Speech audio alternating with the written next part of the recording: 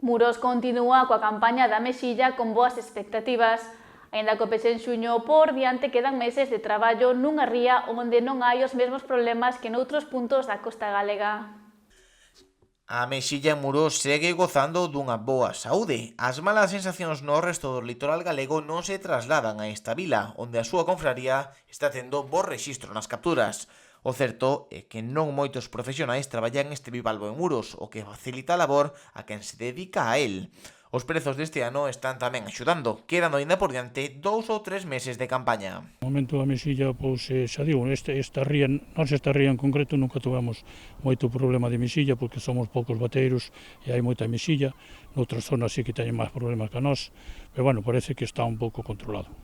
Os precios da mexilla están máis ou menos como estes anos, dependerá ahora, estamos no mes de marzo, a primeiros de marzo, pero vais a mexilla hasta junio ou hasta maio. Entonces, bueno, dependerá ao final se despois hai pouco ou moita, pero xa digo, máis ou menos agora, eu falo, non sei a situación de toda Galicia, pero bueno, creo que máis ou menos está un pouco controlado.